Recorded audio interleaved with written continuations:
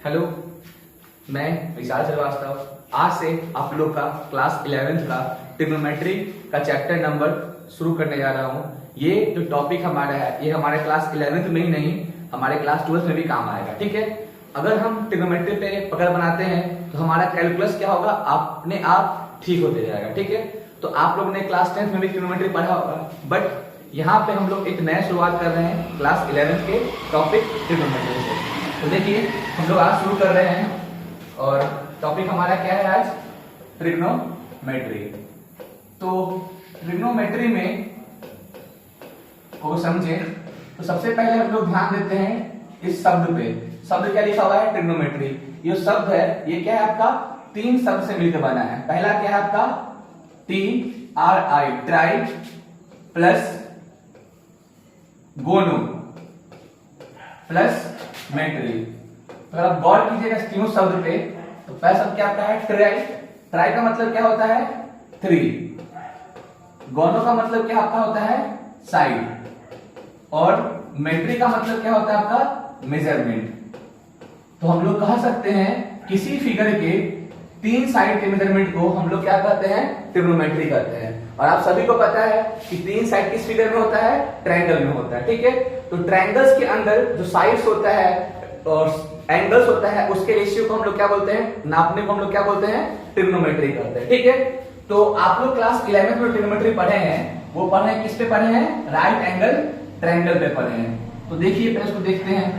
Right angle triangle क्या होता है, एक ऐसा ट्रायंगल जिसमें एक एंगल क्या हो, 90 का हो और बाकी दो एंगल क्या होता है आपका, 90 से क्या होता है आपका, छोटा होता है, जिसको हम लोग क्या बोलते हैं, एक्यूट एंगल कहते हैं। तो किसी भी राइट एंगल ट्रायंगल में एक होता है आपका राइट एंगल और बाकी दो क्या आपका होता है, एक्यूट एंगल होता है। ठीक है, जहां पे राइट एंगल गिरता है उस साइड को हम क्या कहते हैं, बेस कहते हैं। तो 90 यहां पे गिर रहा है इस पे, इसको हम लोग क्या बोलेंगे, बेस बोलेंगे। और जैसे गिरता है इसको हम लोग क्या कहते हैं, परपेंडिकुलर। तो ये क्या हो गया हमारा, परपेंडिकुलर हो गया। ये क्या हो गया हमारा, बेस। और 90 के सामने सबसे बड़ा साइड को हम लोग क्या कहते हैं, हाइपोटेनस कहते हैं। ठीक है, इसका नाम दे देते हैं ABC।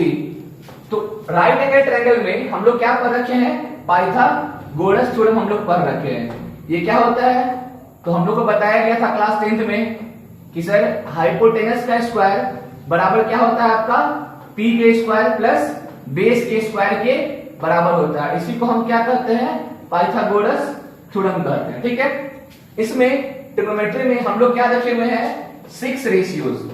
हम लोग क्या सीख रखे हैं, 6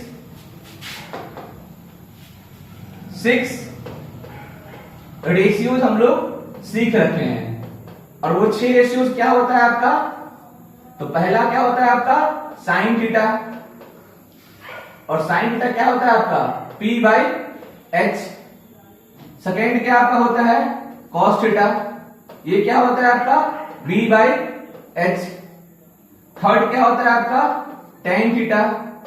ये क्या होता है आपका, P/B। फोर्थ क्या आपका होता है, कॉट थीटा। और इसका वैल्यू क्या होता है आपका, B/P। वैसे ही फिफ्थ क्या होता है आपका, सेक थीटा। और इसका वैल्यू क्या होता है आपका, H/B। और लास्ट क्या आपका होता है, कॉसेक थीटा।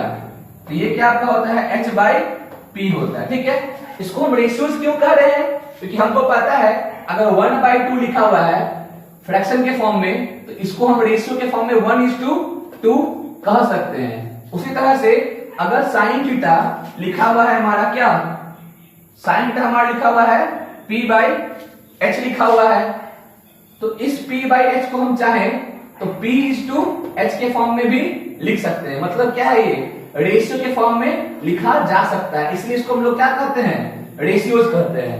कोई आपसे पूछेगा कि साइन थीटा क्या होता है तो क्या जवाब दीजिएगा कि सर किसी भी राइट एंगल ट्रायंगल में थीटा एंगल के लिए जो परपेंडिकुलर और हाइपोटेनस का रेशियो होगा उसको हम क्या कहेंगे, साइन थीटा कहेंगे। उसी तरह से कोई आपसे पूछेगा कि बताइए वो कॉस थीटा क्या होता है तो क्या जवाब देंगे, सर किसी भी राइट एंगल ट्रायंगल में बेस का और हाइपोटेनस का जो रेशियो आएगा उसको हम क्या कहेंगे, कॉस थीटा कहेंगे। उसी तरह से आपसे पूछेगा कि बताइए tan थीटा क्या होता है, तो क्या जवाब दीजिएगा कि सर परपेंडिकुलर का और बेस का जो रेशियो होता है राइट एंगल ट्रायंगल में, उससे हम क्या करते हैं, tan थीटा करते हैं। ठीक है, चलते हैं आगे। यहां से देखिए, मान लीजिए कि साइन थीटा आपका जो था सो p/s था। तो देखिए ध्यान से, यहां पे कॉसेक क्या था आपका, कॉसेक थीटा क्या था आपका, h/ क्या था आपका, p था। तो आप देख सकते हैं कि p/h का क्या है, ये उल्टा। तो हम लोग यहां से क्या कर सकते हैं कि सर साइन थीटा जो होता है सो क्या होता है, उल्टा होता है। किसका उल्टा होता है, कॉसेक थीटा का। तो साइन थीटा का उल्टा क्या हो गया, कॉसेक थीटा हो गया। तो यहां से एक बात हम लोग और कह सकते हैं कि sir sine theta into cosec theta बराबर क्या हो जाएगा सर, यहां पे 1 हो जाएगा। सेम इसी तरह से हम लोग क्या कह सकते हैं, सेम इसी तरह से हम लोग ये भी कह सकते हैं कि अगर कॉस थीटा का वैल्यू दे रखा है आपको बेस बाय आपका हाइपोटेनस, तो हम लोग देख सकते हैं कि सेक का वैल्यू क्या होता है, सेक का वैल्यू h/ क्या होता है, p होता है। अगर कॉस दे रखा है b/s, तो सेक क्या होता है आपका h/p होता है। तो यहां से हम लोग ये बात कह सकते हैं कि सर कॉस थीटा जो आपका होता है सो क्या होता है सर 1/sec थीटा, यानी कॉस किसका उल्टा है, सेक का उल्टा है। तो अगर हम कॉस को मल्टीप्लाई करें सेक से, तो cos theta into sec theta बराबर हमें क्या मिलेगा, आंसर 1 मिलेगा। ठीक है, अगर हम थोड़ा और देखें आगे, तो इसी तरह से हमको पता है कि tan थीटा क्या होता है आपका p/b होता है। और हमको ये भी पता है कि cot थीटा क्या होता है, cot थीटा b/p होता है। तो यहां से हम ये बात कह सकते हैं कि tan थीटा जो है सो क्या है, उल्टा है। किसका उल्टा है, cot थीटा का उल्टा है। tan थीटा क्या है आपका, cot थीटा क्या है, उल्टा। तो उसको और देखा जाए तो tan इंटू कॉट बराबर क्या आपका हो जाएगा, यहाँ पे आंसर 1 हो जाएगा। तो आपको याद रखना है, अगर आप किसी भी वैल्यूज का उल्टा को मल्टीप्लाई कीजिएगा, क्या आपका से मिलेगा, 1 मिलेगा। जैसे साइन इंटू कॉस है, क्या आपका आएगा, 1 आएगा। कॉस इंटू सेक क्या आपका आएगा, 1 आएगा। tan इंटू कॉट क्या आपका आंसर आएगा, 1 आएगा। ठीक है, अब आप लोग कुछ देखिए, जैसे क्लास 10th में आपने पढ़ा होगा कि tan थीटा बराबर क्या होता है, p/h होता है, p/b होता है आपका। और आपने ये भी पढ़ा होगा कि साइन थीटा को, tan थीटा को हम लोग क्या कह सकते हैं, साइन थीटा अपॉन क्या कह सकते हैं, cos थीटा कह सकते हैं।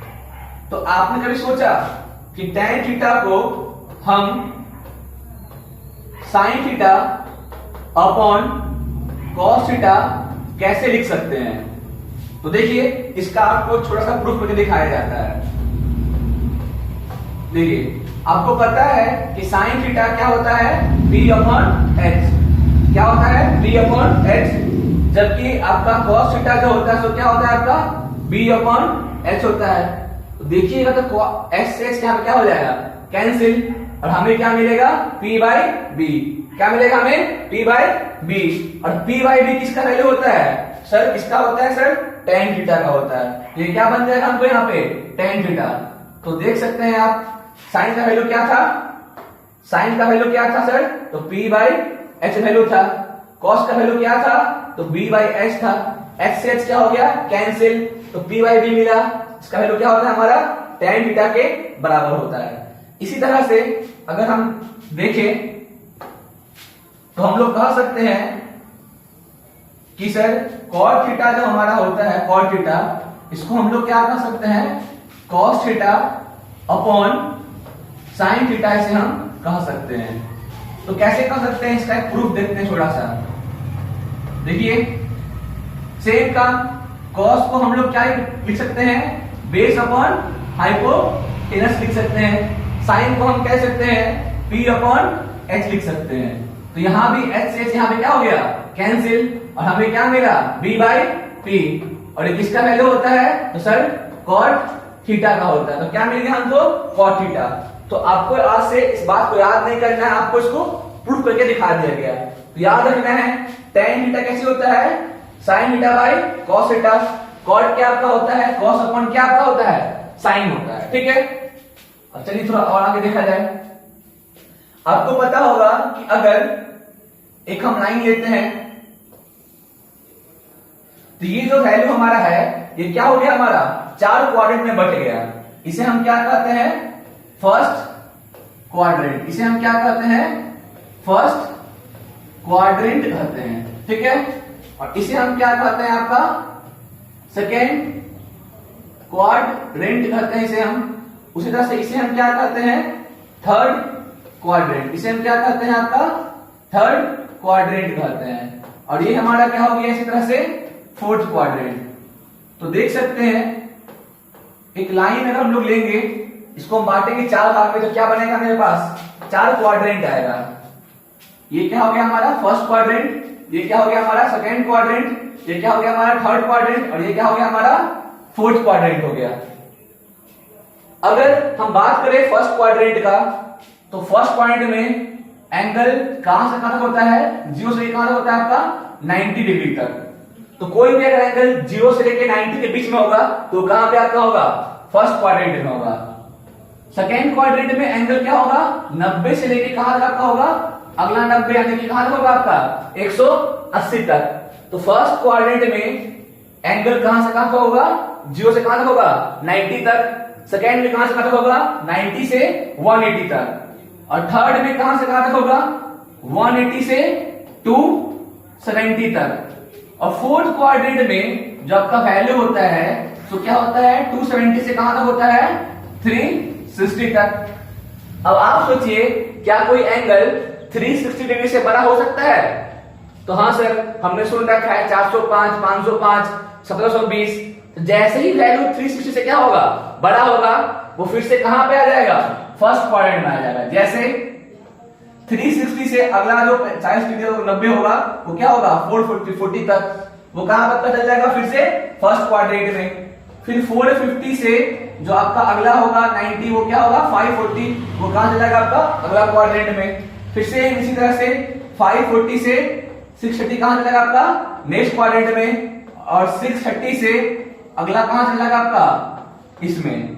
ठीक है, ऐसे ही हम लोग एंगल को बढ़ा सकते हैं। फिर से चाहे तो हम लोग 720 से लेकर के 810 तक यहां लिख सकते हैं। ऐसे ही हम इसको आगे भी हम लोग इसको इंक्रीज कर सकते हैं। ठीक है, अब हम लोग यहां चेक करने जाएंगे कि फर्स्ट क्वाड्रेंट में कौन सा रेशियो पॉजिटिव होता है, कौन सा रेशियो नेगेटिव होता है। ठीक है, तो आज के लिए इतना ही। हम लोग अगले क्लास में देखेंगे कि किस क्वाड्रेंट में कौन सा वैल्यू पॉजिटिव होता है, कौन सा वैल्यू नेगेटिव होता है। ठीक है, थैंक यू।